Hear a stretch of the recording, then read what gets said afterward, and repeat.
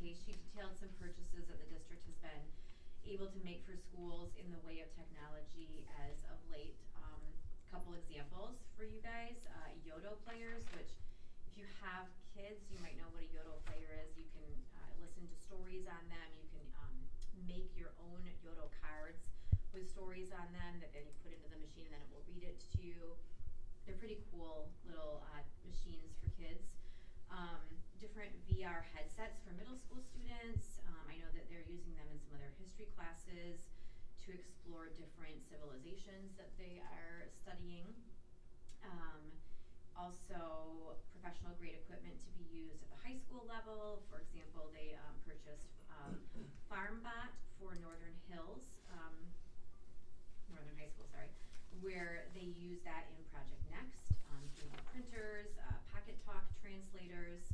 So also technology for providing enhanced health and wellness. For example, they have some different Braille applications and different diabetic monitors. So just a lot of really cool technology that the district is able to provide to our different schools. And some of this technology comes, is paid for from a little bit from the district and then also the foundation. They sometimes kind of work in tandem for these purchases. And then we heard from Kim in Antwerp. She provided some exciting updates about our junior kindergarten program for next year. As a reminder, this is an excellent option for our kids who have those late summer and fall birthdays and they miss that kindergarten birthday deadline, to really kind of try and capture those students and keep them here in the district once they're done with junior kindergarten and they're moving on to full-fledged kindergarten. She did reiterate that our junior kindergarten program is going to operate under a commitment to play-based learning and an emphasis on teaching both school and social skills so they are ready for that kindergarten the following year. Our community has demonstrated excitement about this new program as they have been asking for it for a few years now. So the district is currently conducting interviews for the teachers of the program. And there is a community informational meeting about that program this Wednesday night at the FAC. I think the communication about this meeting has been very robust, very proactive. I've seen it a couple different spots. I know most of the schools are sending it home in their newsletters. It's been on the Facebook page. So I'm hopeful that they will get a great turnout for that.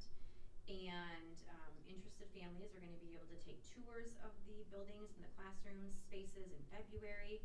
And then February, March, the district is going to open up registration and screening. And in May, the families will receive their placements for the following fall. And then finally, John Gregory discussed some changes to the course catalog for our high school students. They are going to have scheduling coming up in the next few weeks. So when changes, additions, or deletions are made to the course catalog, it is done with a steering committee made up of assistant principals, counselors, registrars, pupil accounting specialists, and the secondary service coordinator. So there are quite a few changes here. So some deletions that they are going to make are sculpture and ceramics from Central, drawing and painting from Central. And the reason for that is that they're going to add in Art 1, 2, 3, and 4 at Central. They feel like that will capture more students and more of their interests because they can do not only sculpture and ceramics and also drawing and painting in those classes, but other things as well. They're also going to be deleting science of sports and games from Central. And then they're adding to Northern marketing 2, and then they're adding AP Physics 1 to Central. And then a couple of things they're going to just revise. So they're existing classes, but they're going to revise the name of them to better reflect what is actually happening in those classes. So in the Gone Boarding program at Northern, they are changing the health class to high performance health, the fitness for life class to board sports, the personal finance class just to finance skills, and the marketing class to small business marketing. And then there's a couple new course proposals. The first one is MLL English Language Arts. That's an ELA class for our multi-language learner students. Also, MLL language development. And then a change for our freshmen and sophomores by the way of English. So adding pre-AP English 1 and pre-AP English 2, and then also honors pre-AP English 1. Not pre-AP English 2, because the idea would be that if you took pre-AP English 1, then the next year you would take AP Seminar. Also adding or looking to add in chemistry 2. This will not be an AP class. It's a 1-semester elective with some deeper dives into different chemistry standards. So that is all of the different changes that are being made to the course catalog for our high school students.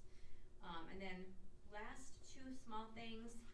Assistant Superintendent Hay let us know that the district is in the very, very early stages of discussing the possibility of pulling together a committee on revamping elementary report cards. Again, this is the very beginning stages, so there will be more on that later. And then also, all the elementary schools are going to be hosting literacy nights this year for parents. And those are going to be scheduled individually by each elementary school, so they'll all be on a different night just based on what works best for those individual school communities. That was our meeting. Thank you very much. Does anybody have any questions? Okay, we'll move on to our finance report then with Dr. Michaud. Okay, quite a bit of work out of the business office the last month or two as well to discuss. As of the end of December, we're 50% of the way through our fiscal year, 35% of the way through our school year. Bond construction updates were mostly status quo. Construction is moving ahead as expected in all of the different areas. The Central High School bidding we'll talk about in a second. That is complete, and so we've got some things to review and approve tonight. The Aquatic Center continues its design phase, hoping to bid that out in the summer.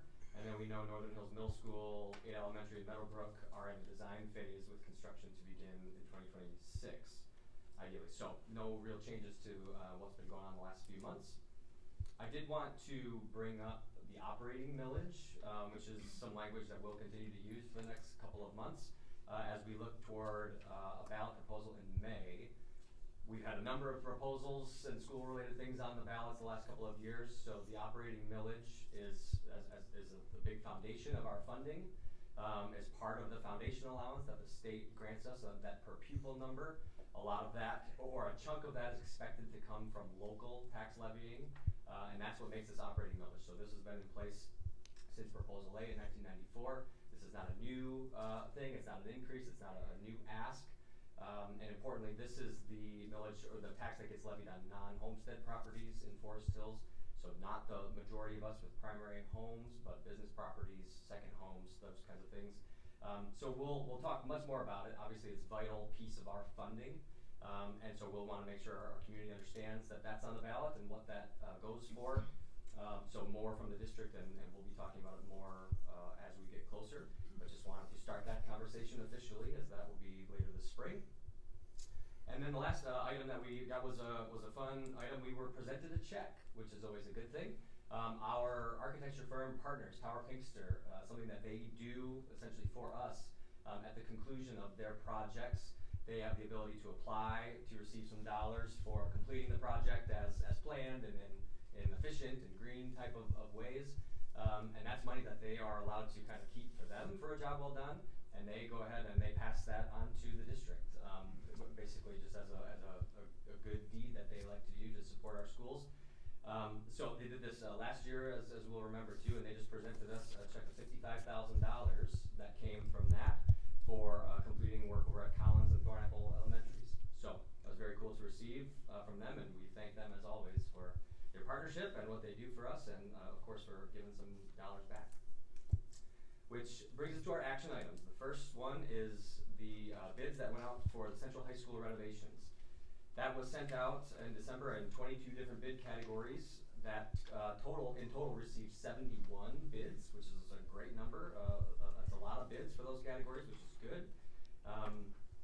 The recommendation that we got in our packet that we saw is for the low bidder in all 22 categories except for one, where the low bid was an incomplete bid. But beyond that, all of them have been vetted and interviewed by OAK, and we've got their letters of recommendation in the packet as well. So the total package is for an amount not to exceed $26,248,882. That will come out of the 2023 Capital Projects Fund and the 2025 capital projects that we have yet to go and get this year later. And importantly, that represents about $3 million under budget that was planned. I think in part, as we understand, to credit to kind of stabilization of some prices and as well as increased competition with all of those bids, which are great things. There were some things that had to be scrapped from the plans in the original budget that they really wanted to do. So the district is re-looking at some of those things to see if some of that savings can be put to good use in that space still. We'll learn about if that's happening and what that looks like later, but the package as we have here is for the cost as described. We've got two pieces of mechanical work. The first one at Eastern High to replace and upsize the chiller ice storage unit. It's currently failing. It's a little bit undersized for the building as it stands now. So that was put out to bid. We received 5 bids, recommending the low bidder for that, Right Way Plumbing and Heating, for an amount not to exceed $1,310,750 from the 2023 capital projects, and that will be completed over the summer. The second is for Central Middle School Mechanical, which is more replacing end-of-life cycle mechanical equipment, air handling units, ventilators, exhaust fans, and more. Also put out to bid and also recommending the low bidder, who was, again, Right Way Plumbing and Heating. So this project for an amount not to exceed $1,603,400, also out of 2023 capital projects, also to be completed over the summer. Next is cafeteria furniture for Northern High School. Most of the furniture in there is 20 plus years old, so that it is time. Northern High, we know on the construction schedule is slated, I think, for 2027, but this was kind of a way to infuse a little bit of that work a little sooner so that they can start to utilize it and enjoy it, and it's much needed over there. Cool thing about this, GMB, one of our partners, worked with Principal McKinney and actually a group of students, 9th through 12th over there, to look at that space and design that space and think of how they could reimagine it or what would fit their needs best in there. Not surprised, they went through a lot of drafts. They were quite over budget with all of their ideas, which was very cool. But it was a good process, I think, that they all went through, and everyone is excited about what has come out of that in budget. So the recommendation is to pick up that furniture from 5 different suppliers for a total cost not to exceed $371,615. That'll be, again, out of 23 and 25 capital projects, likely. And cool things should be done over spring break, if approved tonight. So the seniors currently, and the ones especially who kind of work to help reimagine that space, will get to use it before they leave. Next is office furniture for Eastern Middle School, and the construction, the addition that's going on there. This is furniture to outfit the offices, the waiting areas, conference rooms, meeting rooms, etc. Using multiple purchasing co-ops as we do, and recommending Interphase Interiors, who we know well, for an amount not to exceed $84,200 out of 2023 capital projects. And the final 2 pieces here are the budget amendment materials that we went over quite a bit in subcommittees, and we've been able to get our questions and make sure we all understand what's in this amendment over the last week. I just will give a high level, I suppose. We know we pass our budget in June before the fiscal year begins, when there's a lot of unknowns, so we pack a lot of assumptions into that budget, which are usually pretty good. Some of them this year were the contract negotiations in the district that were all still ongoing. The budget from the state was unknown at that point. Staffing levels, student count, all those different pieces that we don't know until later on after we adopt. So of course things change, and we often come back this time of year with an amendment to get a revised look, an accurate look now at what our fiscal year 24-25 looks like. So as we saw, just a couple of notable things that I would point to. On the revenue side, we assumed that we would get an increase in the per pupil allowance from the state, as has been the trend. We did not, so that was dollars we assumed we would receive, and we didn't, to the tune of about $2.2 million. There's also multiple changes to everything MIPSers related that affected our spreadsheets in multiple places and kind of evened out to about $900,000 additional dollars coming to us. We received a little more from local, state, and federal grants. We had a little more interest income earned, all those things together to basically allow us to be taking in $1.275 million more than we expected when all those things are added up.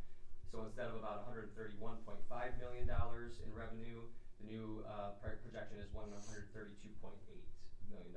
So a little bit of an increase there. On the expense side, also an increase when all of the contracts were settled out, along with reduced staffing positions, and turnover savings, all of those. The net of that was an increase in about $4.5 million compared to what we anticipated we would spend there.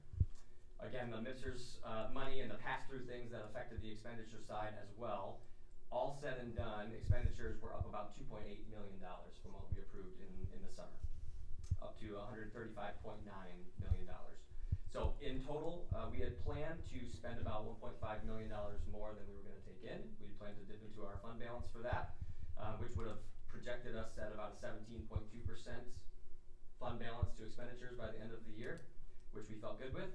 With the new numbers, they're now projecting we'll spend about just over $3 million from the general fund to cover expenses this year, which projects us at the end of June to be at 15.75% of our expenditures in the fund balance. So ultimately, operating a larger deficit than we anticipated at the beginning of the year, but money being well spent, and we're in a good position from a lot of good planning that has happened before this time to be able to handle that for this year. Small changes to the special revenue fund, that was all the general fund. You probably saw a small change to the special revenue fund mainly took place with inside the food service fund, where the cost of everything food service is just higher than expected. Food costs more. Wages are higher in that space after contract negotiations, commodities, all of that to the tune of about $400,000 more than we had projected. So smaller changes in the special revenue fund, but those two, general fund and special revenue, are in the packet. Again, we've gone over them quite a bit for us to approve tonight.